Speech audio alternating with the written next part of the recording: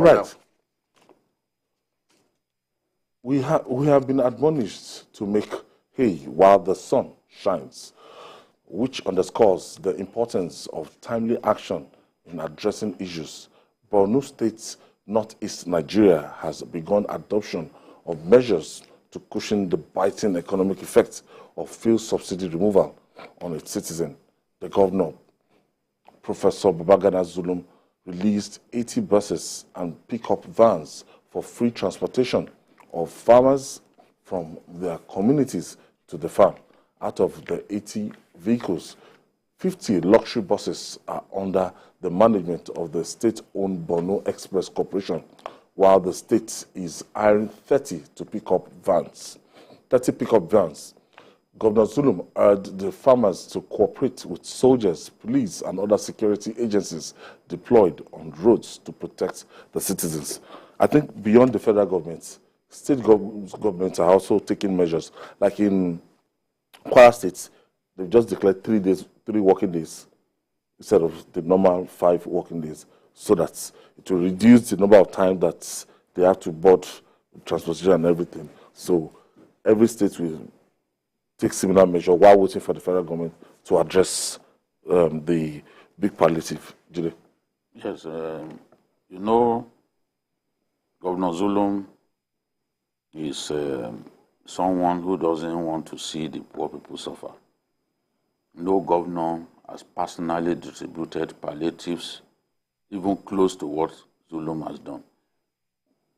The palliatives that is distributed to people in just one term, most governors can't distribute in 2 terms.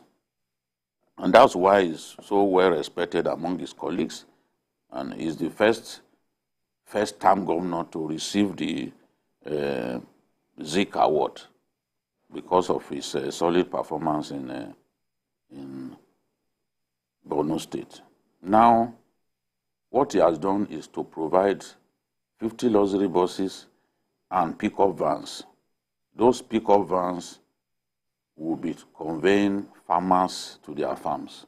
He has said repeatedly that he wants farmers to return to their farms, and that is one of the reasons they are keeping those communities as safe as possible, so that when the farmers are able to return to their farms, even the population of the IDPs will reduce.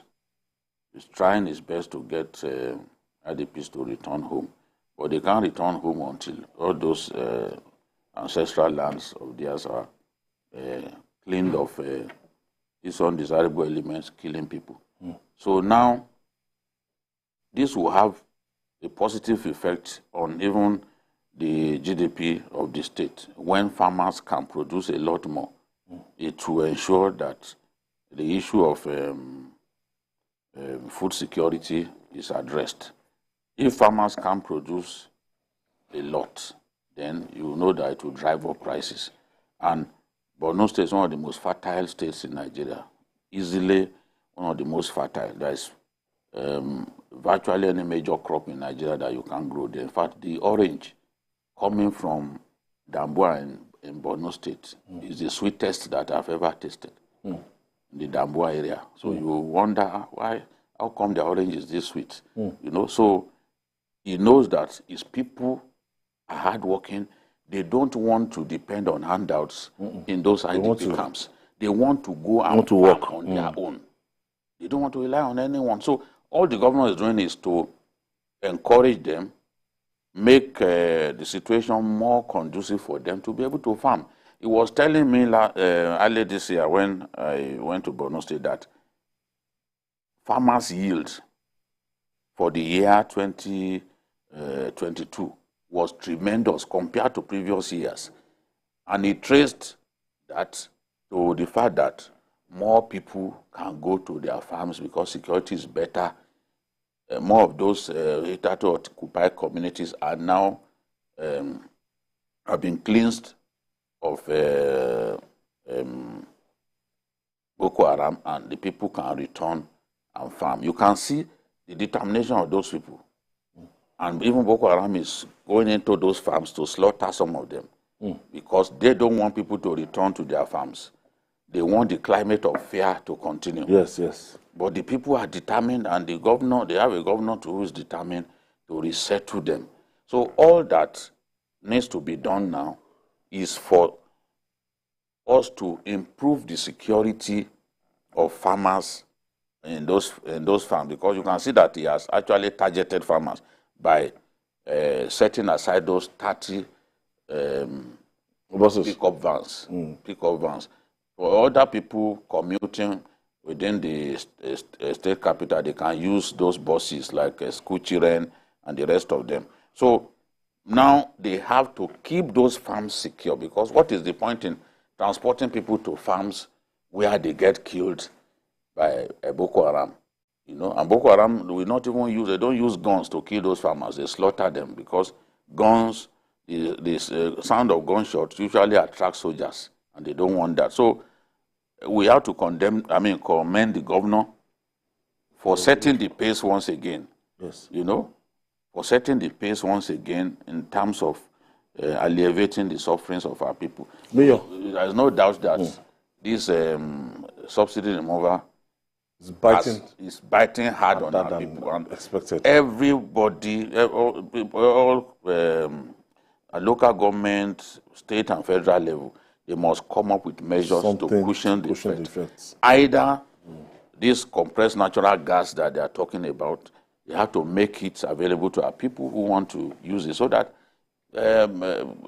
even cost of transportation will come down when people can use fuel that is in the region of maybe 150 naira per litre, against 550, 570 in some places. When I traveled in some parts of Ekiti State, 550, 530, 550 in my hometown, because my dad has warned me never to call it a village again. It's 700 naira per litre. So you can imagine how can people cope. The same thing, Mayor. When the effect is biting harder than we envisaged.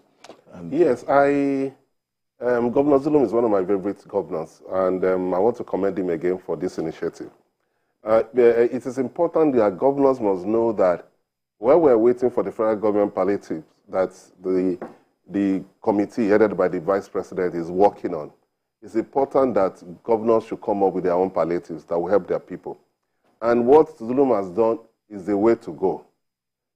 When you look at the price that we pay now for fuel, the elites, you and I, can cope better than an average worker.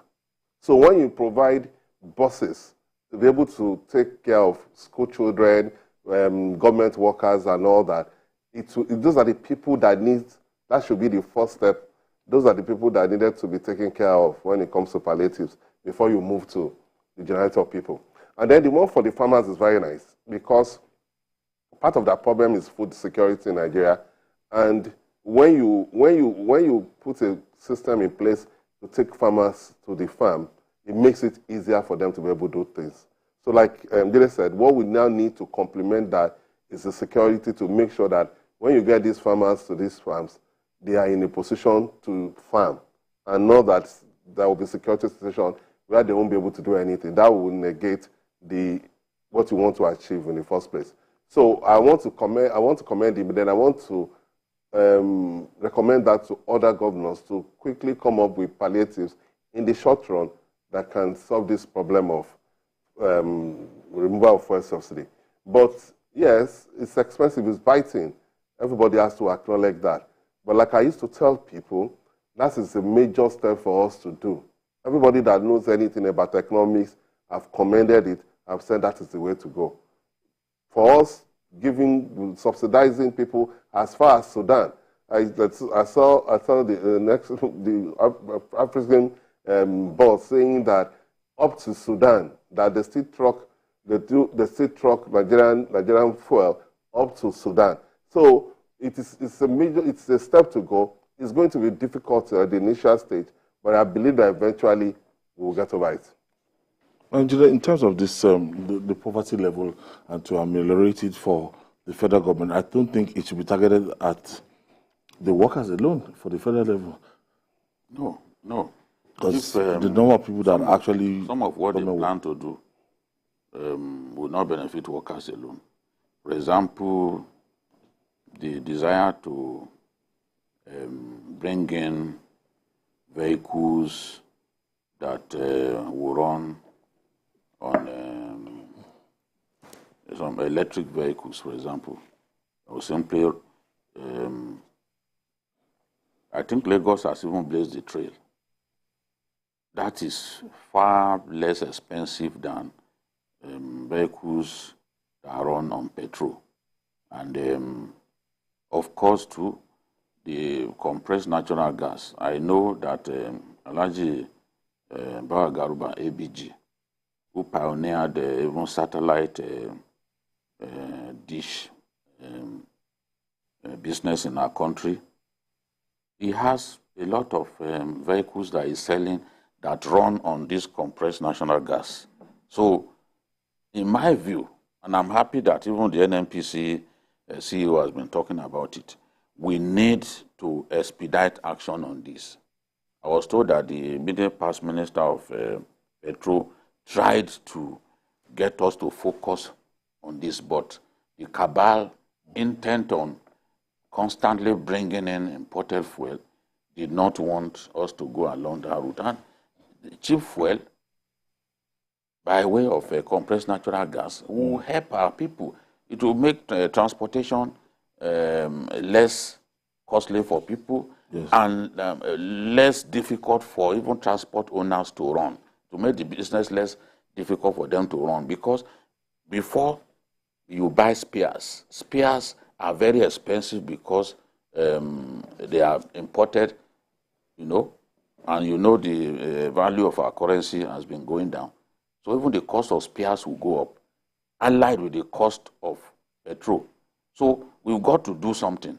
If we focus on compressed natural gas, for example, it's between 100 to 150 naira per liter in terms of compared to the petrol. So a lot more people will be able to afford it. Yes, some people will talk about the danger inherent in it, but once we get used to it, there's no problem. That is the way to go. Let states bring in those vehicles, bring them, a lot of them, because I heard them talking about it during that National Economic Council meeting, that they intend to bring a lot of them and electric cars as well. The era of depending on fossil fuel has to go. 100%. We have to depend on other sources of energy. Renewable energy, for example, is cheap. It's cheaper than energy from the national grid. Let's focus on communities in the rural areas, because these are the people who do not have so much money. Let's focus on business hubs in those communities and get the Rural Electrification Agency, that has been doing a good job anyway, to help our people deliver renewable energy for them so that they can run on renewable energy. Look at Unilag. They have renewable energy that REA installed. In those days, they used to quarrel with the VC during exams when there's no light. I remember one time when the VC had to come out and the students were going to riot. Today, Unilag has its own standby electricity plant, renewable energy. Luth, they also have it. Luth now is 24 hours. They have electricity, renewable energy. It's good. It's not from the national grid, because the light from the national grid is not reliable. So they have it. And the outgoing CMD was telling me that, this, we have not failed to enjoy electricity for more than a year because they gave them renewable energy. So as they are doing it, giving it to schools and all that, there are local communities where people need this electricity to also drive small businesses. We need to go there, because for me now, if I do not have to buy petrol because light is not constant in my area, part of the pain of this subsidy is gone. Yeah. That's the way I see it. Yeah. You know, for example, in my dad's house, we used to send him money for petrol and all that. And when petrol was difficult, I used to send Alege to go and deliver petrol to him. But today he has solar. So that problem is gone. So I think that government can still do a lot for our people before the federal government unveils its big plan to alleviate these pains. And just as you said, how many are civil servants anyway? The bulk of our people are not civil servants. So we must target those things that will be impactful on all categories of our people, not just civil servants. I even discovered that even stable power supply. Yes. In my area, if we have power supply overnight and we are able to use it overnight, the consumption of petrol that you have to put in your generator. Yes, power supply has improved, but I think it can be better. And what I think the government should do, the federal government, when they are looking at their priorities, the first one is that the government should encourage governors that have mega cities to go like Lagos and do rail. I mean, if the blue line, when it comes on, I think they say they're coming on in August, and then when the red line joins it, a lot of people will not have need to use cars. They can go by rail, which will reduce their cost. Then the electric cars, and about 4 or 5 companies are doing electric cars now. I think government should partner with them and encourage people to go that route, maybe through loans or sometimes buying these vehicles to distribute to their staff.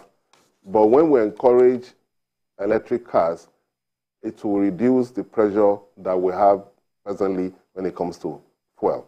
The next one has to do with the electricity thing. Because now government has signed that they have decentralized electricity generation and distribution. So states should, as a matter of urgency, start working on that now.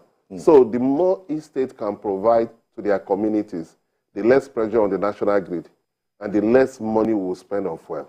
Okay. All right. We'll take this breather. When we come back, we'll talk more. It's still John this Hangout. We'll be back.